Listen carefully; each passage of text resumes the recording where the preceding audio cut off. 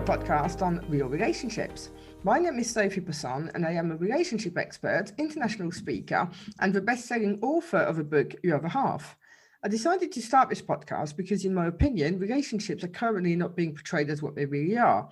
Whether you're watching the news or social media, TV, the perception given to people is wrong. And my aim is to talk about what happens in the real world, to talk about real stories, and listen to what real people think, do, or go through, as opposed to creating expectations of something that doesn't actually exist. I may not agree with everything that is said by my guests, but it is their chance to express their opinions and their stories. And here today we have Deanna Bryant, and we're going to talk about midlife and divorce. Hi, Deanna. How are you? I'm great, Sophie. Thanks for having me. No worries at all. So tell us a little bit about yourself, please. Sure. I'm a midlife woman and I have my own coaching business. I'm a midlife marriage strategist and I help women in midlife, once their kids are gone, to revamp some of the things that are not working in their marriage. And I also have a podcast, Revive Your Midlife Marriage, of the same name, where I offer tips and tricks to women. So the first question I always have, because it's something that I think quite strongly about, is the choice of spouse to start off with. Because, you know, I've got a few stories that I share in a bit, but I think that that's where sometimes people go wrong and where he ends up in divorce. I do too. And here's what I think a lot of times happens. We have all this passion and romance and all this excitement. And it overshadows the idea of those things.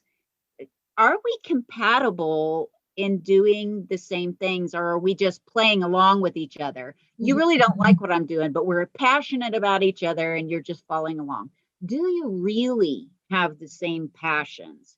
Do you really have the same goals? If you've got somebody who is really gung-ho, wants to build a career, and somebody that's just happy to float along, chances are that's going to cause a problem.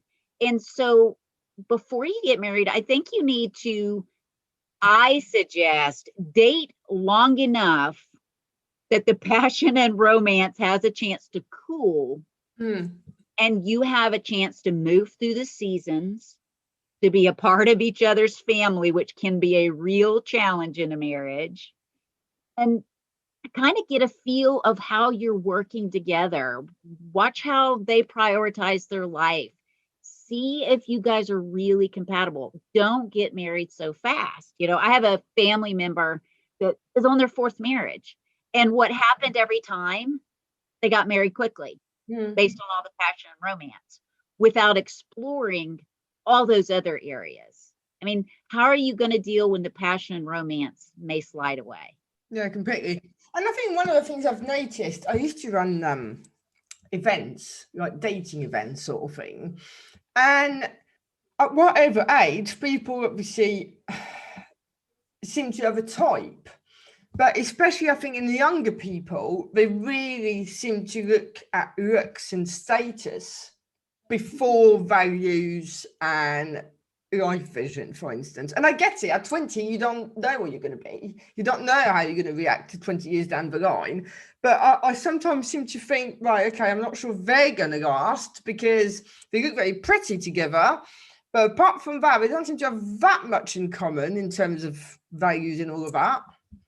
Yeah, absolutely. And you know what that is? That's this cultural thing that if you get someone beautiful, you're just going to have all this great, beautiful life. You're going to have all these beautiful children. Everything's going to be like the movie. And I'll tell you what, I've been married long enough to see my husband age, and he was a good-looking man, but he's aged. They're all going to age and change. And if you don't have that foundation of that relationship, that friendship, the same values, the same work ethic, the enjoying things together, chances are it's not going to last. But you're right. I think of couples that get married really early, and I just don't suggest it. I really hope my kids wait, because, you know, there's so much self-discovery that needs to happen prior to choosing a mate. You know, an early 20-year-old is still trying to figure out who they are. trying to figure out, what do I want my life to look like? And I think if they wait a little bit longer, mature, see what's really important to them, then if they realize the passion and romance and the looks will fade, then I think they can make better choices in relationships. So, I didn't get married till I was 27. My husband was 34. So we had a nice history of dating other people because for us, that was part of the growth process. Yeah. You date people, you see what works, doesn't work. And as you date people, it almost begins to narrow down what you want in a relationship and what works for you and what doesn't.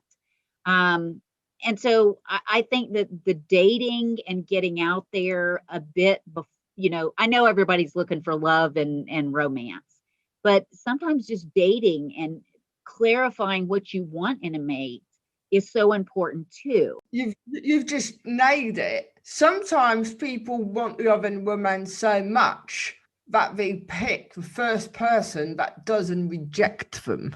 Yes. And that's certainly a self-esteem issue. Yeah. And sometimes that can happen as you get older. You get to thinking, well, I'm going to run out of time, or I'm not going to find someone. Your self-esteem is so poor, you're thinking, oh, if you like me, then I'm likable.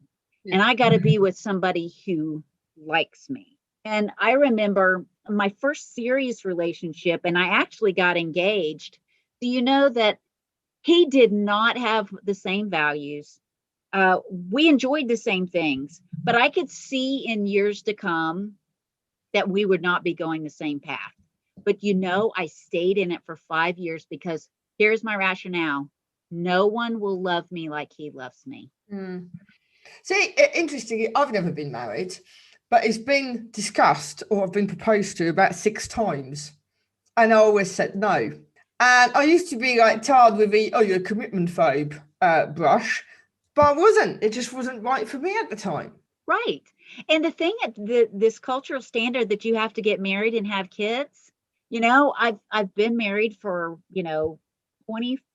24 years, been together with my husband in 26. And there's some days I think being single and doing my own thing doesn't sound so bad. I know. And then you've got the next ones who, they're all right. They meet and they get on all right. And because they get on all right, well, we might as well get married. Yeah. And, if the friendship is there, it's great. But sometimes if you don't have feelings, if it's just, we get along, we're just going to get married, what else needs to happen for that to be a strong relationship? It's not that we never fight. And, some couples think they're compatible because they never fight. They get along great. And that could not be further from the truth. You have to have conflict in order to grow in your knowledge of each other, to understand each other, and even have conversations about what's working and what isn't. Somebody is not communicating if you never have conflict. And then obviously you've got to, before you get to a midlife bit, you've got to work at the marriage. And I recall back in the day I was employed, there was a young girl and she had got married. She'd been with a guy for a little while and they got married. And I just asked her, so how do you feel? Is it any different? Have you noticed something? Thinking, well, it's exactly the same, isn't it, really, at the end of the day? But no, she had noticed something. And she said to me, I can relax now because he's not going to go anywhere. And I was like, oh my God, this isn't going to end well. But that's a mentality people have. They bring their best self to the relationship.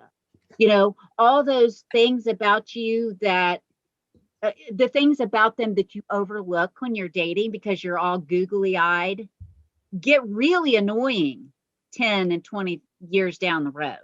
Yeah. But you're bringing your best self. You're not arguing and fighting. You're not challenging each other because we're just so in love. And those petty things that aren't right, you know what? It'll be okay because I just love you so much. And then you're right. They get married and then it hits the fan, and all these things that they've been ignoring because of the passion and romance come out. And then comes midlife. Yes. And then comes midlife. And, the idea in midlife is that everyone's going to have a midlife crisis.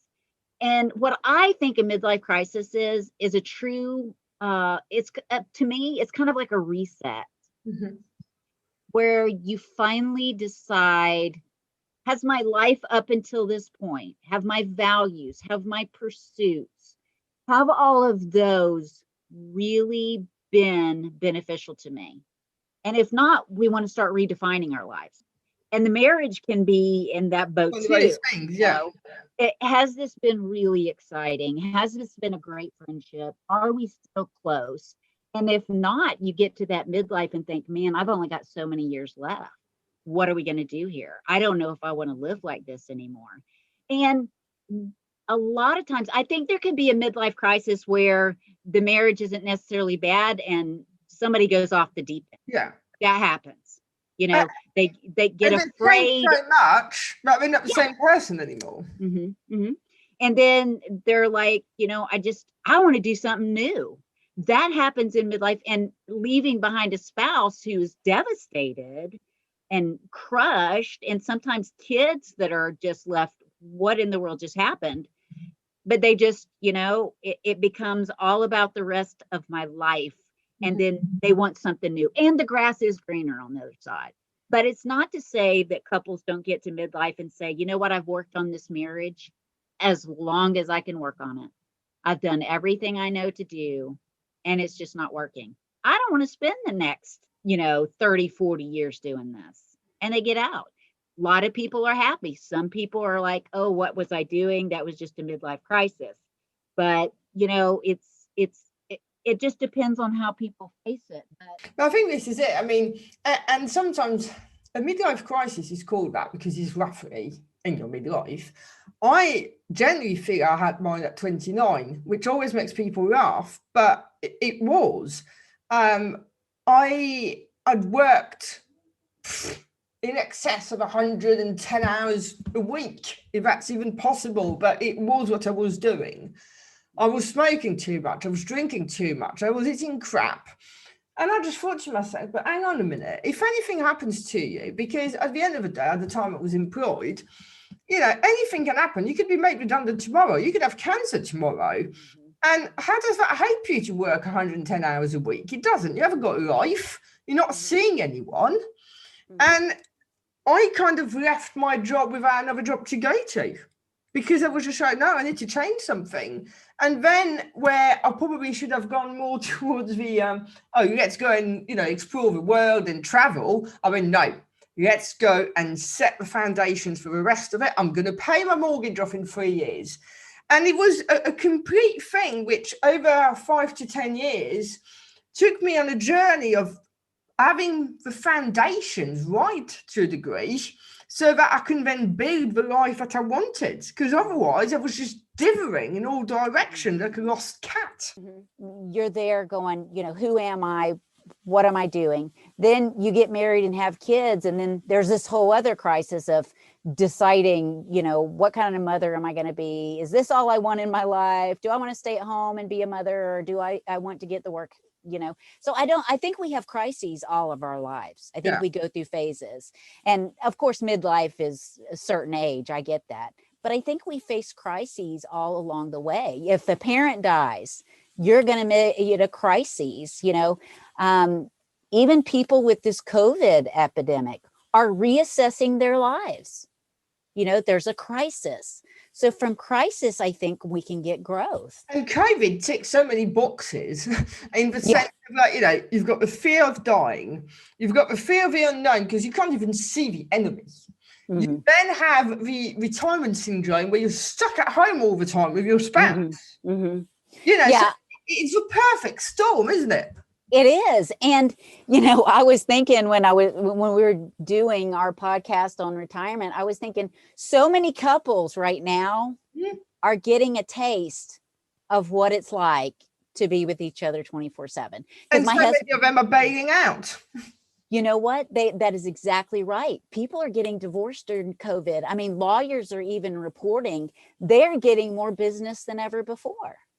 And I think it's that, oh my God, 24/7, breakfast, lunch, and dinner. How can I do this? Now, I'm going to make you laugh. There is at the moment on TV in the UK, there is a series which is 3 episodes, and it's about, it's like a dollar store, right? And it's called Panda Island.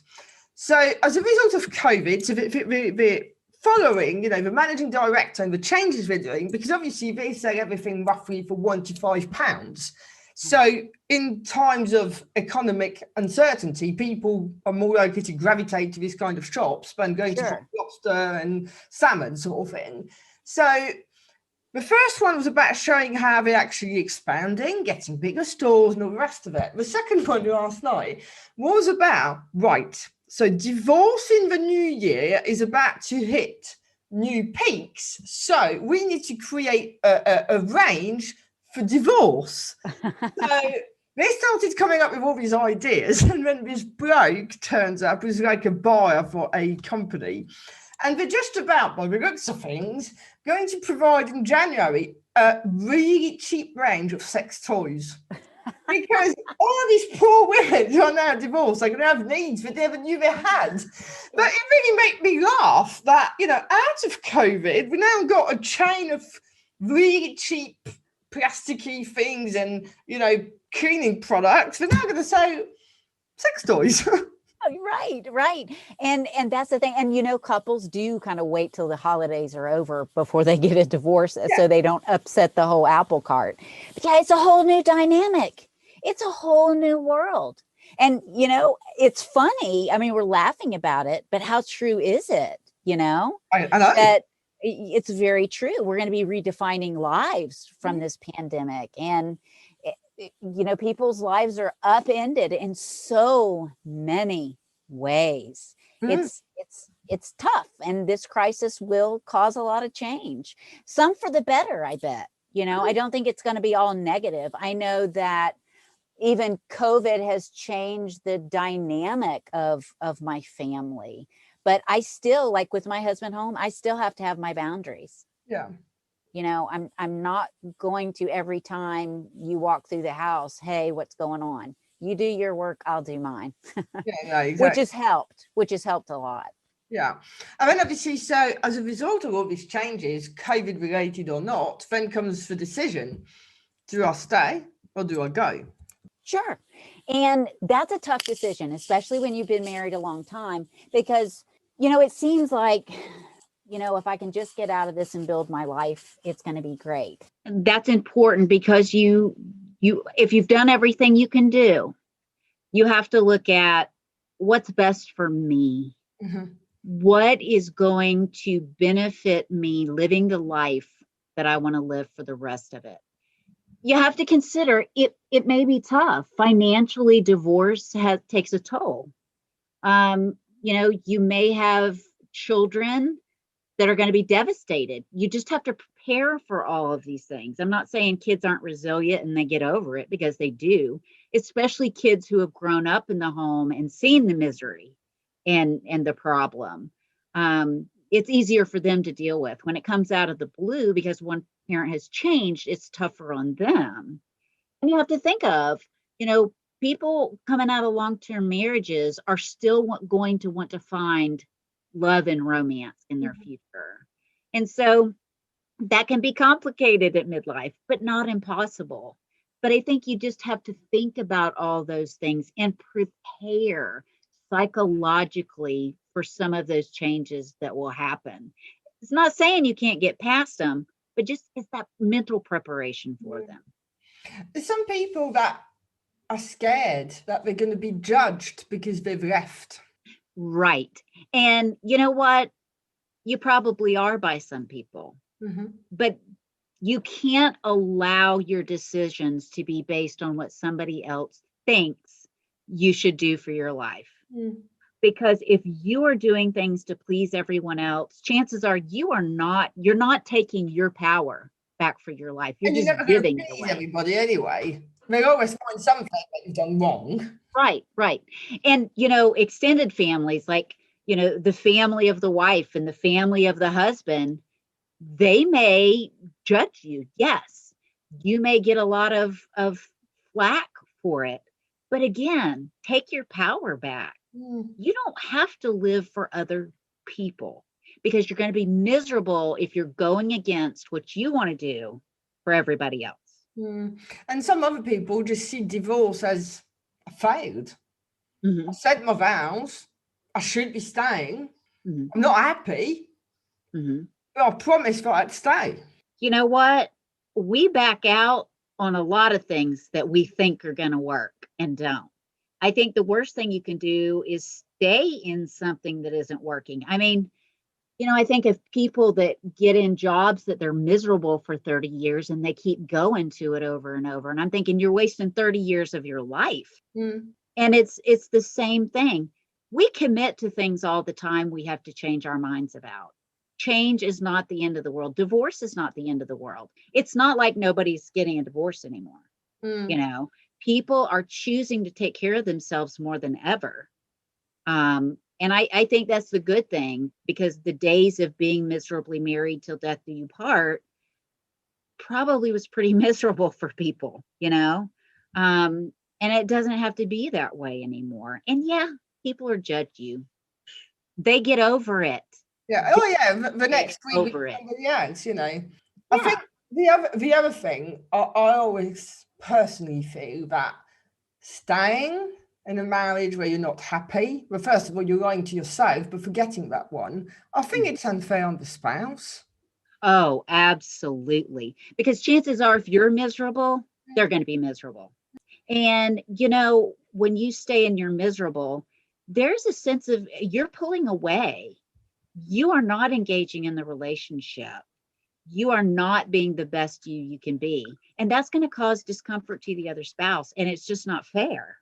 It is not fair to be unhappy and submit or cause them to be unhappy because you are. It's just not fair. Even though it may hurt them to get a divorce and leave, it may cause them to go through a lot of emotions. Again, it's not your responsibility to make other people happy. And would you say that once the love is gone, that's it? I don't think so. I don't think that has to be the end, because sometimes I think, because I've been in a long-term marriage, love comes and goes. You don't always feel this love all the time. There's times you think, I want to kill you. You're getting on my last nerve. Yeah. Or you think, you know what? I'm just so tired of some of this stuff. But it comes and goes. But it has to be a healthy relationship. Love, this idea of love, cultural idea of love, of all this passion and romance, and I'm always just going to want to be with you and love you and have sex with you and do all these fun and exciting things. That's not real marriage. It's just not. Love, the feeling comes and goes. Now, I think if you've not loved your spouse for 10, 20 years, that's a different thing. Yeah, different story. It's a different story. And what would you say, because obviously, there's various ways of working at a relationship, trying to sort it. But what would you say, at what point does someone know that now it's time to go? When you have done everything you can to do, if it's you that has the problem and your spouse doesn't, assess what you need, get in touch, become aware of who you really are and what you need as a person, and honor that you want something different in your life, and it's okay to take care of you. And, being miserable for the second half of your life is no way to live. No, it doesn't think anyone does it. And what about the other person, the person who kind of was a little bit oblivious that there was such an issue, and all of a sudden now they're left and they want to start sorting things, but because the person normally who's leaving has already tried 1,000 things, whether you're aware of it or not, and are done with it, what do you do then? Well, I think there is so much pain and grief for the person that's left. But it depends on if they can own their part of the relationship and realize I think both parties have a lot of responsibility for the relationship. But if you were that one that just wasn't willing to work on the relationship, but you didn't want out, you just wanted to stay status quo, you're going to either grow from it, or you're just going to probably suffer through the grief and do the same thing in the next relationship you have. If you've not changed and grown through it. And then, for those that are left because somebody just said, I don't want to be in this relationship, the rejection can be great. So there's a lot of self-care that needs to happen. For instance, if my husband left me, I tell you what, I'd be in therapy tomorrow. Yeah.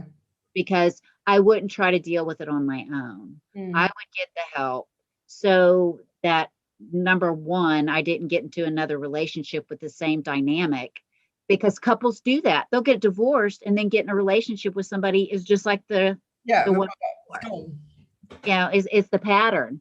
So I wouldn't want to do that, but I would get support from others, and especially get into therapy, work through your stuff, become a better you. Don't pine away for the relationship forever. Learn how to love yourself again, and grow from it. It's like one of those crises. Also really important is to see, what part you've played in it, because it's never just one-sided. No. What I see though, when couples get divorced, one or both parties have not taken the responsibility for the relationship or the problem, because it takes two people. Even if you've got a spouse that doesn't meet your needs, you probably play the role of acting out, being mean because your needs are sarcastic, criticizing. You both have had a part in a bad relationship, and you both have a part in a good relationship. But chances are, if the person in the marriage didn't take responsibility after the divorce, they're probably going to still blame the spouse that left. Yeah, definitely. Well, Deanna, thank you so much. That was really interesting. Unfortunately, that's all we've got time for today. But for everybody else, thank you for listening too. And if you enjoyed the show, then please subscribe, leave us a review, but more importantly, come back for the next episode. Thank you.